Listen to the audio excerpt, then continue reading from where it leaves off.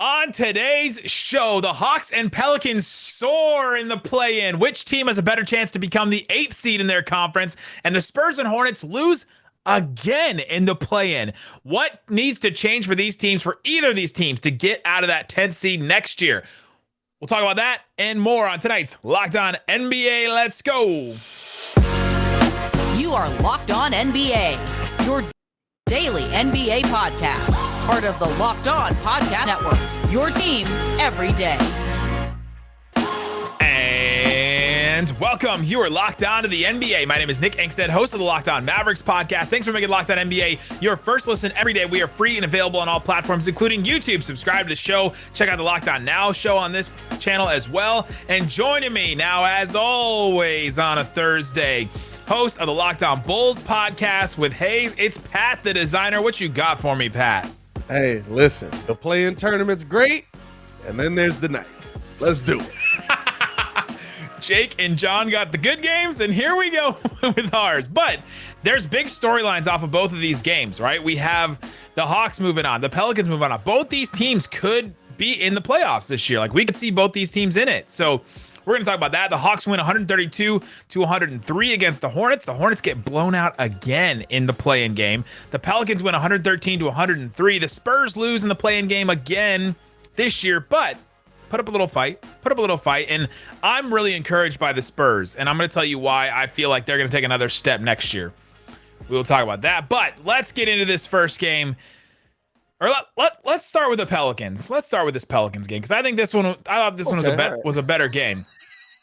I'm switching it up. Looking at Charlotte, just going like, "My God, what did you guys do?" We're switching it up. The Hornets get to go last because they put up the least amount of effort defensively. The Pelicans win 113-103.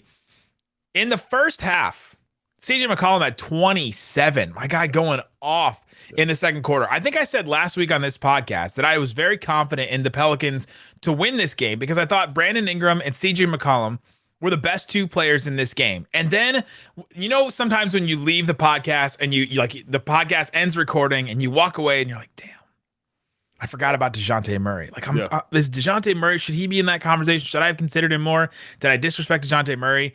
And even not really disrespect him, but I just really think that Ingram and McCollum were the two best players in that game. Yeah. It was interesting to see, dog. Like, I watched this game tonight, and I don't know if anybody else felt this way, but this game tonight to me said, Zion may be back, but it ain't his team no more. CJ McCollum has cemented himself with the Pelicans fan base, and I think that's the best thing for him, right? Like, I've always looked at CJ McCollum as, hey, like, you and Dame are the same dude. Like, you may not be as good as Dame, but you and Dame are legitimately the same dude. It's not going to work there. Hey, let me take 95% of Dame and put that on the Pelicans with Brandon Ingram that's already cooking, maybe bringing back Zion Williamson. But with this team tonight, without him, they are a problem. And I got to give flowers to dog. I don't know if anybody ever saw this coming. I think Toronto fans probably didn't, seeing as how he's here. But Jonas Valanciunas, 22-14 on 9 of 14 shooting. Yeah. And he's added a little bit of a three ball to his game. 1 steal, 2 blocks. I love Jonas Valanciunas. I feel like he is such a key factor on this team because every time Brandon Ingram or CJ McCollum start to get cooking, going to the rim, and they decide, hey, we're going to double you up. We're not going to let you get to this bucket. There's Jonas right there. Let me grab this one hand that on your head real quick. I love what I saw from this Pelicans team tonight, dog. And it was a great game for Jonas because the Spurs didn't have anybody that like breaks you down off the dribble, right? They're a team that passes a lot. You have to get a lot of ball movement going. They thrive on like the unit of their team, right? They're not just like, the Mavs or another team like that just relies on one player breaking you down off the dribble, isolating and driving and things like that. And so Jonas can play in these games. Like, Jonas can just be out there, and it wasn't a liability at all to get, taken off the dribble. And this Pelicans team can throw a bunch of different looks at you. And imagine if they did have Zion, how many different looks they could throw at you then? Because then you could play the Zion at 5, Zion at 4 with a big, Zion at 4 with a mobile big and Jackson Hayes, because they've been throwing Jackson Hayes as the big next to Jonas Valanciunas for a while now. And it just gives you another look. They got those big twin towers, and then all of a sudden you have these wings, and Ingram, who's become a better defender this year, and Herb Jones, who do we have to do a whole Herb Jones thing on this podcast? Because Herb Jones. I think it was done. I think it was done enough on the broadcast, but. Man, I mean, he just made an incredible impact defensively, and that allows you to do so many different things because you just all of a sudden like, all right, he's shoring up that spot, right? Like, boom, he's there. He's going to be defending. You don't have to worry about him. He's actually going to be a positive impact defensively, and all of a sudden it allows CJ McCollum to do his thing, allows Brandon Ingram to do his thing, and every piece can just fall where it is.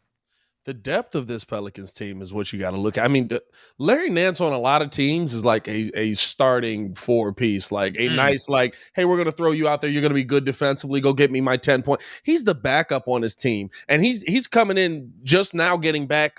We didn't expect him to be back this season. All of a sudden, he's back on the floor, giving him 14 minutes and just solid defensive piece. Literally did nothing else. Hey, Larry, what do you need to do tonight? I'm going to be big.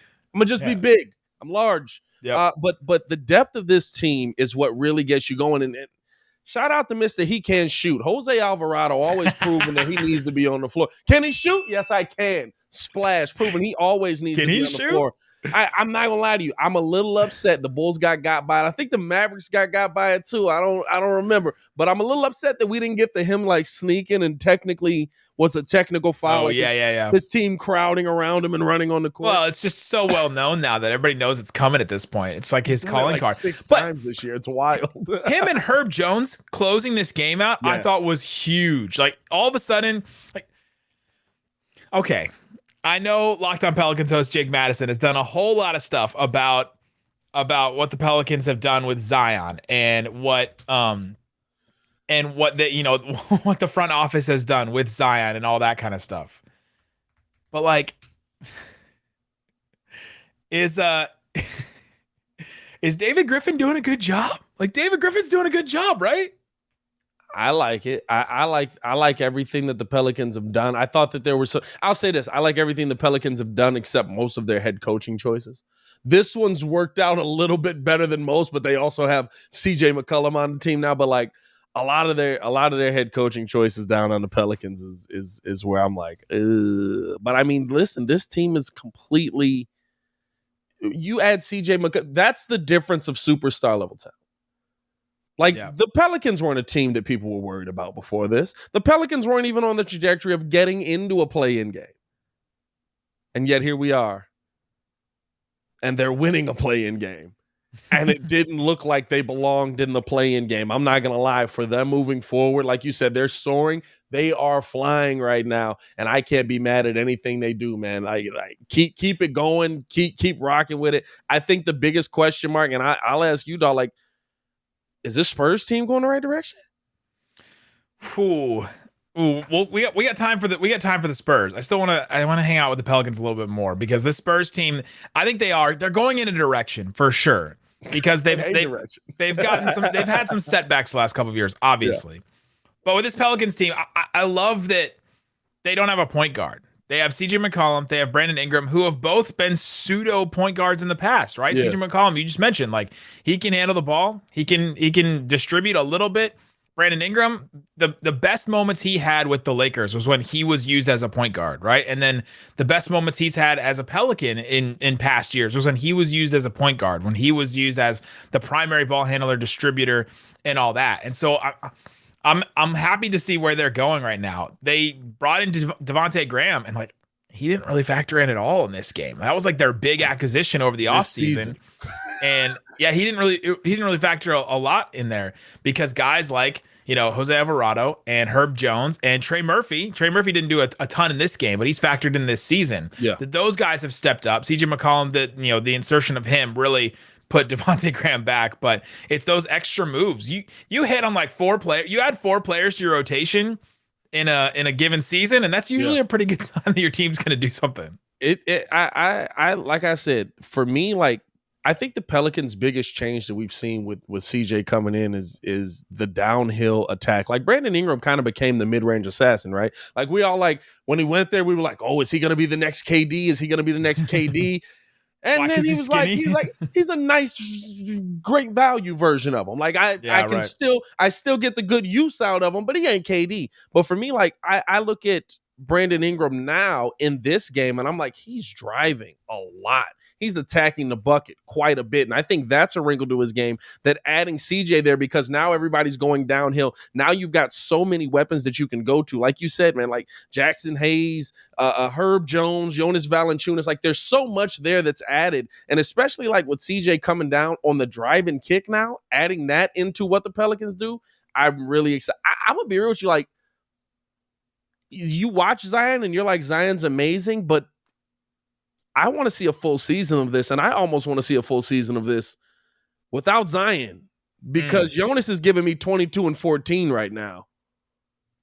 And I can add something else to that. I don't know if Zion just walks in here and all of a sudden you plop him in and he's the perfect fit for this team the way it's constructed. Now, I would also like to see CJ McCollum throwing lobs to Zion Williamson, but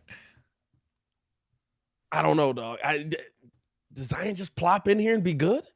It's tough to add a player like that, like into the middle of something that seems to be working, right? Yeah. Coming up, we'll talk a little bit more about Zion Williamson. We'll also talk about this Pelicans team has another game to play. They have another game against the Clippers. Can they win this game and go against the Suns in the first round? That's their prize, to go against the best team in the NBA at the end of this. We'll talk about that. We'll get into the Spurs. Are the Spurs going in the right direction? Talk about all that coming up. But before we do, let me tell you about BetOnline. BetOnline is the best place to go check out the odds and lines for all the series in the NBA. All right. My Dallas Mavericks. Plus 250 to win the series.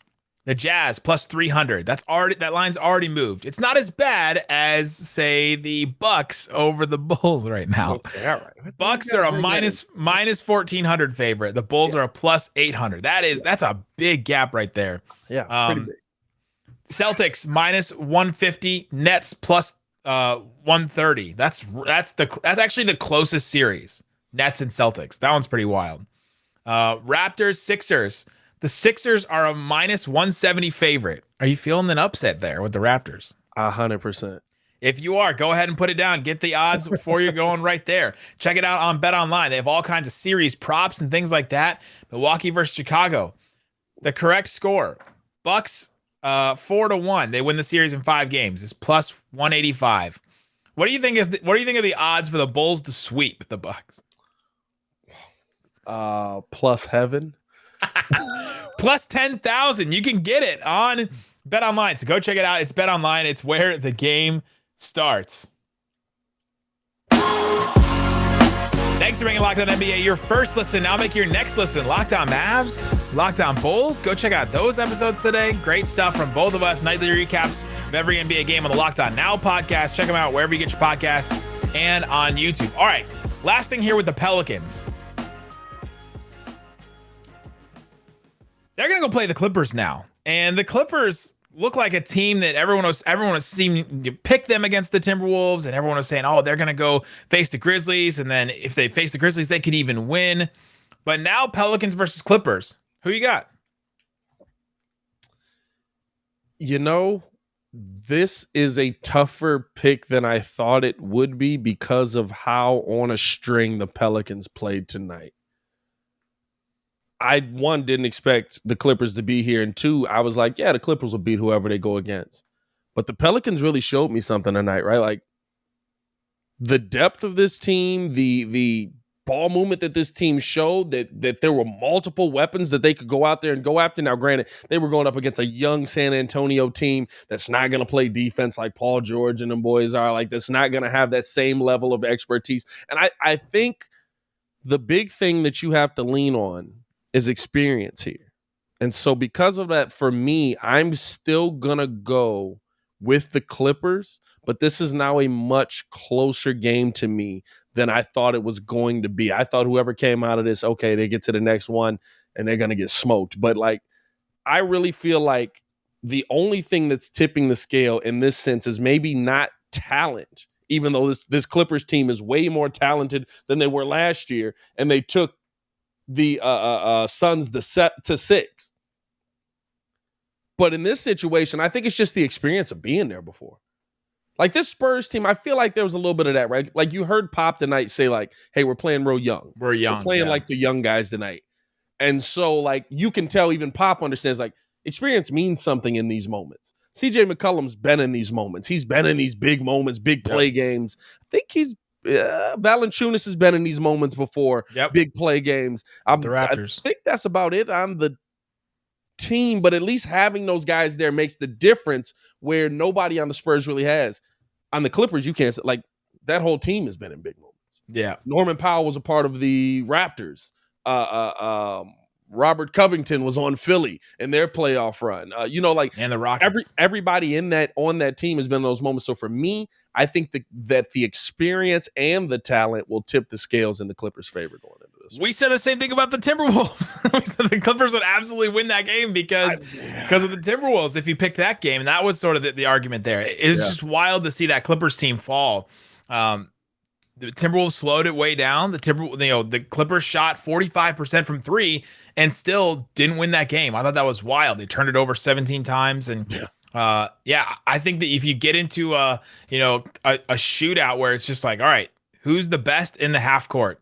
You got CJ McCollum and Brandon Ingram. And who do the Clippers have? It's like Paul George and Norman Powell. Hopefully Norman Powell gets more shots than Reggie Jackson in that game, because I think that's your key if they're going to slow it down again, if they're going to try to go for just a half court, back and forth situation.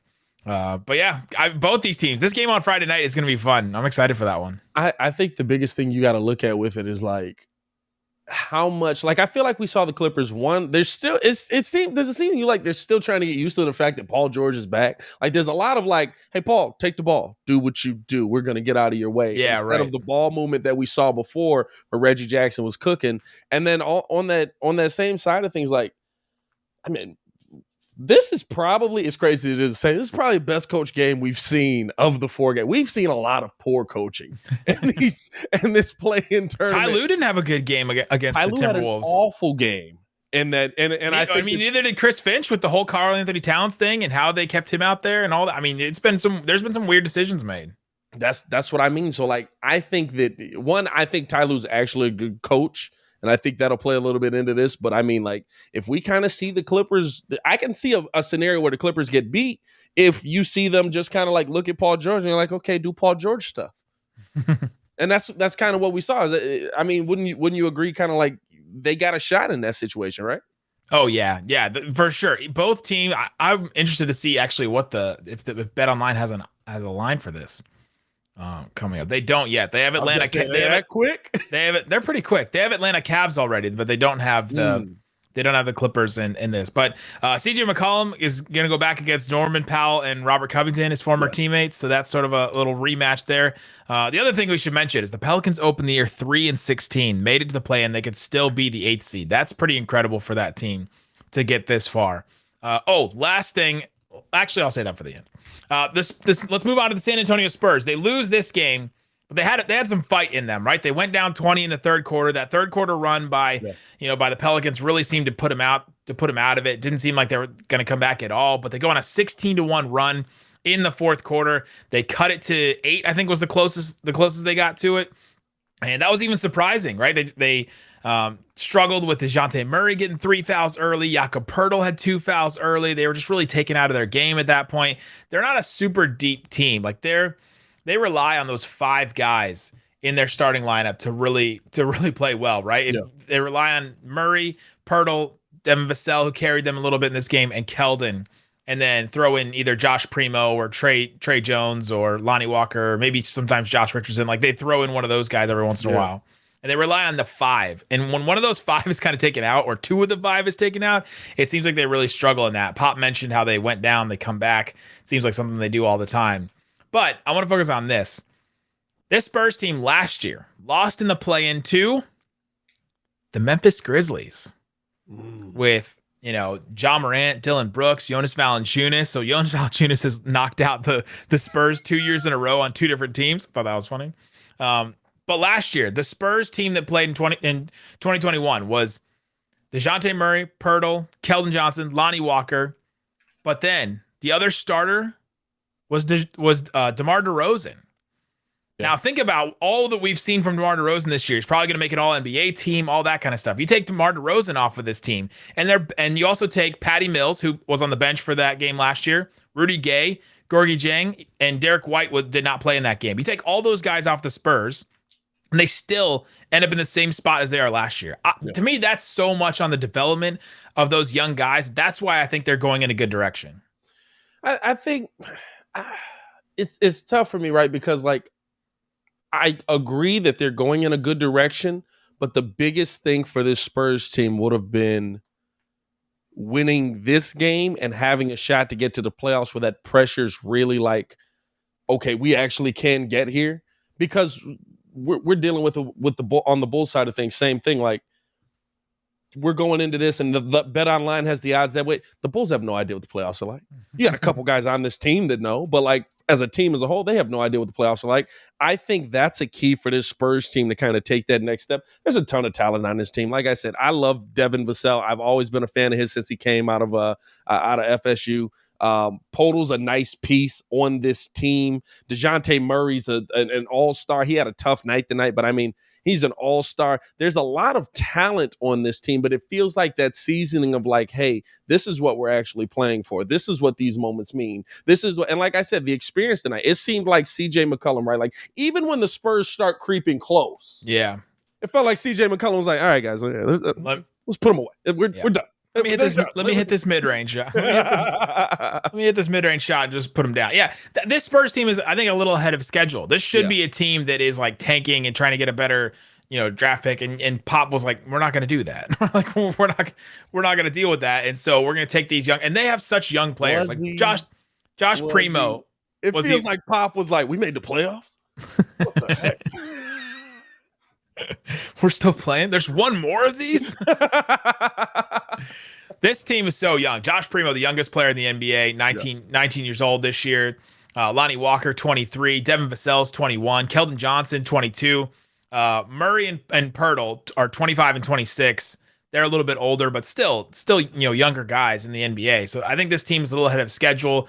DeJounte Murray, he had a tough end of the season. He had an upper respiratory illness that kept him out of the last five of the last 6 games. That was about 10 days that he was out, and he just wasn't the same. He just wasn't the same as what Greg Popovich said, and that really took him out. I think if he would have been better, I think the Spurs may have had a good chance to win this game, because he was just not great in this game at all. But all that said, I think the Spurs are going in a good direction. They took a huge step forward in development, and hopefully, like, what if one of those guys pops? Like, we've seen DeJounte Murray pop.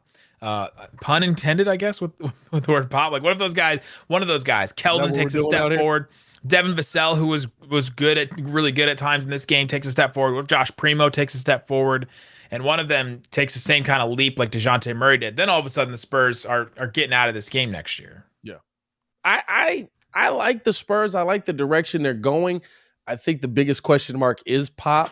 He kind of came out a little bit after what do you say? It's inappropriate to ask me. I'm like, Pop, are you continuing to coach next year? Are you done or not? Like, Pop, it's inappropriate to ask at this moment. Okay, all right. He's still getting over Becky Hammond taking all that money from the Aces. That was my retirement plan.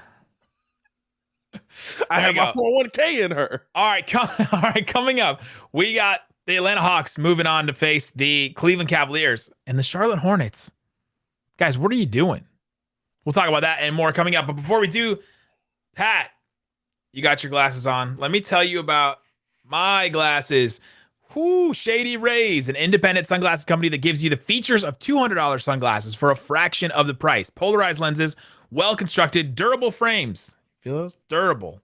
They're going to stick around for a while. And something you won't find anywhere else. Shady Rays' insane protection program. Shady Rays also includes lost and broken protection on every pair. They will send you a brand new pair if you lose them, no matter what happened. Give them a try right now. Go ahead and use the promo code LOCKEDON to get 50% off 2 or more pairs of polarized sunglasses. That's LOCKEDON is the promo code. ShadyRays.com. Promo code LOCKEDON to get 50% off 2 or more pairs of polarized sunglasses. You can go check them out. See everything they have available for you. That's promo code LOCKEDON at ShadyRays.com. All right, Pat. There was another game. There was another game. Oh, word? There was another game? There was another game in the association. The Atlanta Hawks just cruise to a victory over the Charlotte Hornets. It was as if there was not a defense out there. The Hornets had a little lead at the beginning of this game in the first quarter, and then the Hawks kind of took a lead, and it was staying around 10 for a while, and then the third quarter came, and just between Trae Young finally impacting the game and DeJounte and Hunter, DeAndre Hunter finally breaking out and having an incredible quarter where he went off for 16 points in that quarter. It just blew the doors off of the Hornets, and then it was just over. How are you feeling about this Hawks team? Playoff Trae's gonna play off Trae. Ooh. Well, I mean, I thought he played terribly for the first two quarters. Like, I thought that the Hornets tried to take him out of the game with the doubles and the trapping and all that. Like, he still only shot 8 of 24. Yeah. You know, he didn't really impact the game a ton until that third quarter where he just, did play off Trae, like what you just said. Even with that, like, they were still winning when he was playing bad. It's so weird watching this. Like, both of these games were like kind of like, you were like, okay, it's still kind of a game. All right, it's still kind of, and then like the third quarter of this game, it was like, yeah, same. Hey, you guys gonna play? Like, what? Did you forget how to play basketball in the locker room? Like, I watched this game, and all you saw was just like, wait a minute, this team's actually deep. Wait a minute, Bogey's still good. Oh, wait a minute, Herter's playing pretty well today. Yeah. Okay. Oh, Capella, what is? No inside presence, huh? No. When I saw Montrezl Harrell on Clint Capella, I was like, oh yeah, Montrezl Harrell guarding is a recipe for 15 points, 17 rebounds on 6 of 9 shooting. Montrezl Harrell guarding is the reason you want Montrezl Harrell as the energy guy and not the focal point of your defense. And then they couldn't use him in the paint anymore on defense. So they decided to throw him out on the wings like somebody that was in the corner. And it ended up being DeAndre Hunter. And he scored a lot of his third quarter points because he was just either over the top of Harrell or around Harrell, right? And so it comes with these guys. These, like, you hear about people talk about, well, there's, Draymond Green has talked about this. There's 82 game players and there's 16 game players, right? The ones that are made for the playoffs and the ones that are not made for the playoffs. And Montrezl Harrell is one of those players that you can depend on him to be like, the bullpen guy that comes out and gives you eats up some minutes and scores points for you in the regular season and does the dunks and his arms are super long and you're like, oh dang, all of a sudden this guy changes a quarter for you in the regular season. You get to the playoffs and he's just getting eaten alive out there, right? Like, you just can't rely on a guy like that in the playoffs. And it's been seen time and time again. Houston, the Clippers, and now here we go for the Hornets again. And but yeah, this Hawks team, they do this, man. Like, this Hawks team is maddening because they'll come out and look like this at times where they'll have, what do they have? 6 players in double figures. They'll have Hunter get 22. They'll have, Danilo Gallinari doesn't get 18 for them as much, but like, they have these guys that can have these swings. That's the variation. What am I trying to say? Like, the highs and lows, the highs and lows of this Hawks team are just maddening at times because you see what they can be. They can be that team from last year, but then there are other times when you're just like, ugh, nobody's hitting anything. Trae's getting trapped, and they just can't win games sometimes. But this was not one of those games. It was interesting, right? Because like, you watch this game and you feel that feeling of like, hey, these guys are actually like one of the scarier teams that I could see having. Yeah. If it was Brooklyn or if it was Cleveland, of course we now know it's Cleveland in that matchup. But if it was either one, like, you go into that game like, they blew them out, and Trae Young really didn't get hot until the third quarter. If Trae Young is hot an entire game, he can do anything he wants. I feel bad for Cleveland fans heading into this game. You got to be holding your breath trying to figure this out, right? Because like, he had 24, like you said, the first half, he really didn't do anything. He's still 1 for 7 from the 3-point line. But the one for me, like that piece, that Herter, where'd that come from? Like, it was like, I know you can do this, but like, tonight you're gonna do it. Okay, you're ready to go. You got your tap dance shoes on. Let's get busy. Like, and it was right from the jump with him. Like, he was the guy in the first quarter that was keeping him out there. It's one of those things where it's like, and even DeAndre Hunter, like, the Hawks have those players where you just look and you're like, I don't expect him to do much. And then he has like 22 that game. And you're like, where'd that come from? That hasn't been here the entire season, but tonight you got it. And I think that's why, to me, out of all the teams that you're talking about, the Hawks are the scariest team. And I think you can see the Hawks make it into the playoffs and get that 8th spot over Cleveland based on how they're playing. I'm going to be honest with you. Yeah. Like, Hawks Miami might be more interesting than we think, dog. Might be more interesting than we think. It's definitely going to be more interesting than either Clippers, Pelicans, and then Suns, right? Like, it's definitely more interesting than that. So whatever you listening, you want to admit, it's definitely more interesting than whoever plays the Suns. But this Hawks team, it's the varying degrees of success that you can see from this team. They just there's guys on that team that didn't even have great games, and they can come out and have a better game next time. It's like, all right. And they're a team, even as they're currently constructed, right? Like, they've kind of beat some of those better teams. They beat some of those, like, they've had good wins. Brooklyn. They've beaten I don't know if they beat Miami this year. I think they did beat Miami this year, if I'm not mistaken. They might have one. Like, they've got some wins under their belt, even with like the injuries, even with dealing with COVID. The fact that they have 43 wins with everything they went through this season, you got to clap it up for them in that sense of the word anyway. But I mean, like, they got some nice wins under their belt, and they're a competitive team. I'm going to be real with you. If I'm Miami and I get Trae Young 1-8, it's like, all right, I was hoping for a nice 4-0 sweep here. Yeah. Maybe a 5-1 gentleman's game. Like, I didn't expect that. Possibly have to take this thing to 6 or 7. Yeah, and you can trap Trae, and he's figured out ways to have the other guys beat you, right? Yeah. And it's just going to be if the team can defend inside and can Bam Adebayo, if they do move on past the Cavs, well against the Cavs, you're going to have Evan Mobley back there, which is definitely going to be better than whatever Plumlee brother and Montrezl Harrell was out there against the Hornets. The Plumlee brothers, bro. The Plumlee brothers are the great value. Is great value too high praise? I was gonna say great value Lopez brothers, but like that might be high praise. It was not Marshall. It was what was the other one? Mason Miles Plumlee was the other one. There's a bunch of them. It doesn't matter. Whichever one, interchangeable. The Hornets, moving on to the Hornets. They lose this game. They get blown out. Their defense just looks absolutely bad. But I think I saw Brad Rowland, our Locked On Hawks host, say that, the Hornets defense was bad, but at times their offense looked worse in this game because they just didn't seem to have a go-to, right? LaMelo Ball didn't to me step up and be, all right, I'm here for this moment. I'm big for this moment. I'm stepping up and I'm going to be able to hit this shot in this moment. He didn't seem to have a go-to move or a go-to shot for me. And it seemed like the moment got a little bit too big for him again. So now we're 2 years in a row with this Hornets team. They lose last year 144 to 117 to the Pacers. And now they lose this game and get blown out again. Their starting lineup last year was Ball, Bridges, Rozier, PJ Washington, and Bismack Biyombo. This year, they upgrade Bismack to Plumlee, and that was the only change in their starting lineup. And then Harrell was kind of their only real change off the bench, and I guess a little bit of Isaiah Thomas, Cody Martin, I guess they bring in, but they didn't really make a ton of changes. What do they do now? Listen, pressure breaks pipes. Like you talked about with Montrezl Harrell, is those guys that are 82 game players. Miles Bridges, I love you. What the heck were you?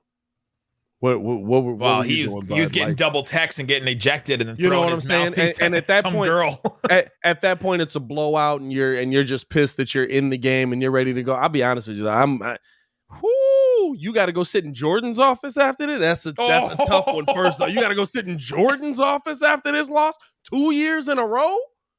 That's I didn't even think about that. You think they have exit interviews with Jordan? But like, I'm not putting it like LaMelo shooting wise didn't have a great night at all. 4 for 14 from the 3-point line, 7 for 25 from the field. Shot awful most of the night, right? But LaMelo finds ways to get himself in the game. 8 for 10 from the free throw line.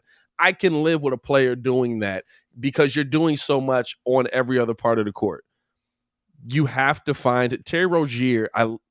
Great novelty guy, good player, does a lot, gets good score, but like you have to have a guy that LaMelo can go to, because what is LaMelo's greatest skill? Whether we want to say he's a better shooter than his brother, whether we want to say he's the best ball out of them all, their court vision is what you have to go to and what you have to look at. So for me, like I'm looking at LaMelo Ball and I'm like, he has nobody to pass to tonight. I thought that was going to be Bridges. It was not. Let's go to Rozier.